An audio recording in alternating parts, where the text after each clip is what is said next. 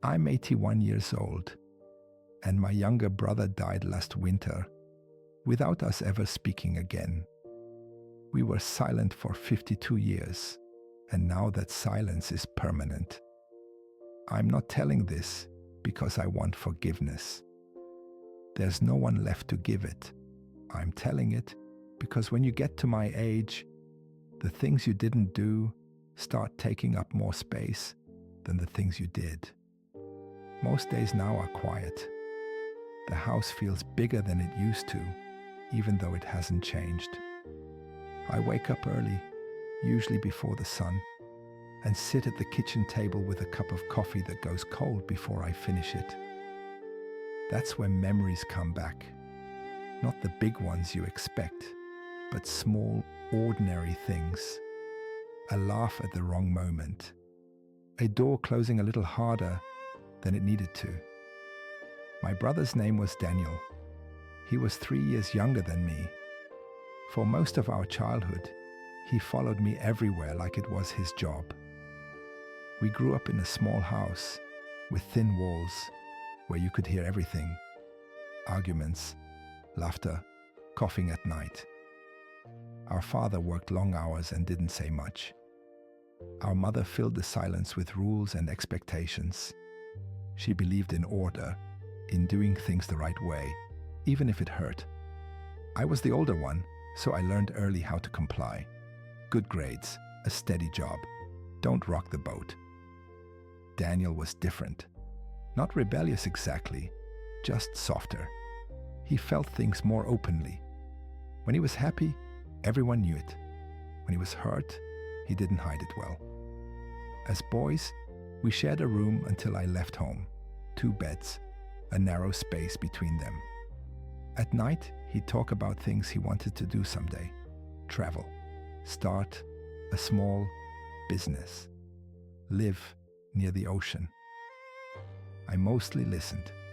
I was already planning a life that looked sensible on paper. The first crack between us didn't feel like a crack at all. It felt like a disagreement, the kind brothers have and forget about. We were in our late 20s. I was newly married, working long hours, trying to prove myself. Daniel had dropped out of a job our parents liked and started something risky with a friend. At a family dinner, our mother asked him when he was going to settle down. He made a joke. I laughed, but then added something sharp without thinking. I said he was wasting time, that some of us had responsibilities now. The room went quiet. Daniel looked at me like he didn't recognize me. After dinner, he pulled me aside and told me I embarrassed him. Told me I sounded just like our father. I could have apologized. The words were right there. But pride is a strange thing. It doesn't feel like pride in the moment. It feels like standing your ground. I told him he was being sensitive, that someone had to tell him the truth. He didn't raise his voice. He just nodded and said, "All right." That was the last real conversation we had. At first, the distance felt temporary, like a cooling off period. I assumed we'd talk again once things settled.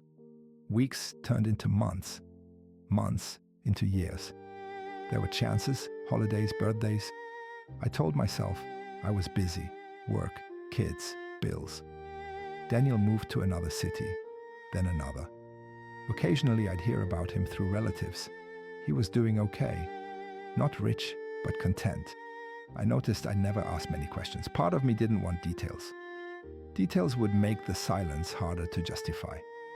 When our mother got sick, I thought that would bring us back together. Illness has a way of shrinking old arguments. Daniel came to the hospital once when I wasn't there. I found out later. I considered calling him. I even picked up the phone one evening and dialed halfway before hanging up. I told myself he should call first. After all, he was the one who walked away. That's how pride works. It rewrites history so you can live with yourself. Years passed quietly. Our kids grew up. Our parents died. At the funerals, we stood on opposite sides of the room. Nods instead of words. Eyes that met briefly, and then looked away. People assumed we'd talk afterward. We didn't. Life kept moving, the way it does when you let it. New routines replaced old ones. I became known as the reliable one, the responsible one, the brother who had it together. Daniel became a story people told carefully, like he was fragile glass. He's doing his own thing. He's different.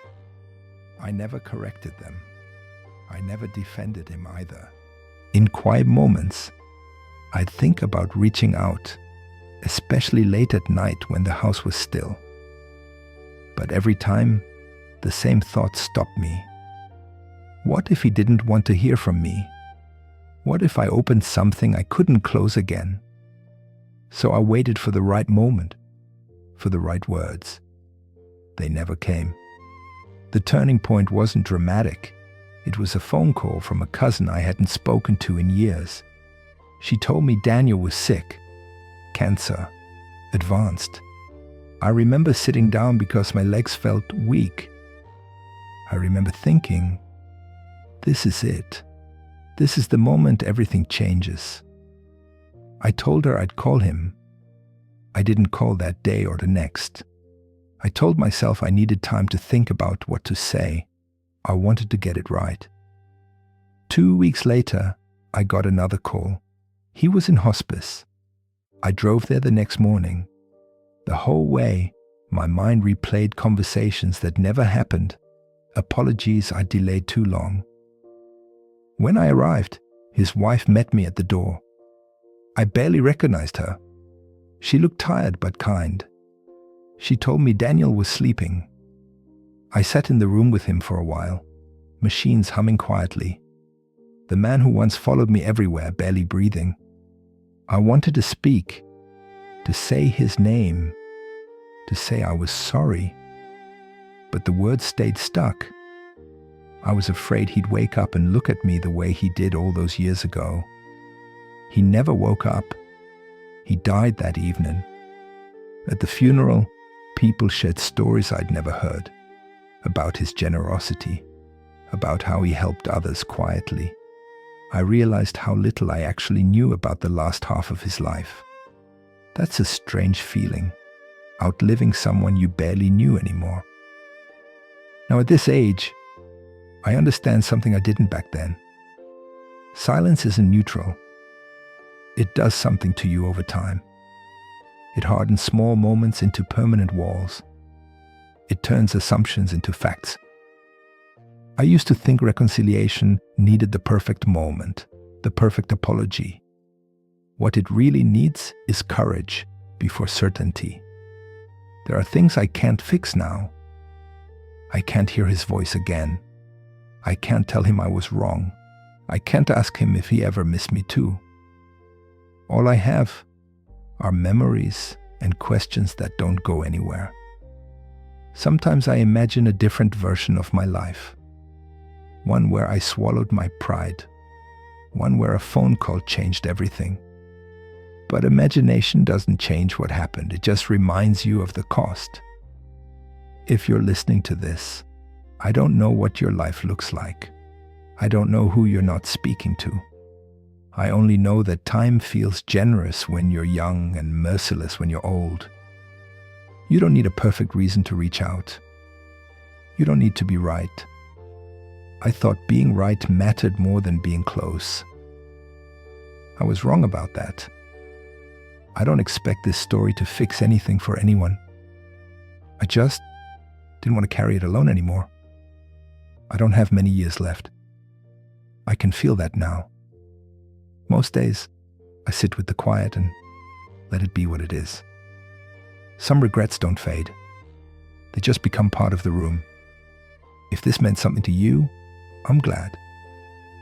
If it didn't, that's all right too. I just wanted to finally say my brother's name out loud.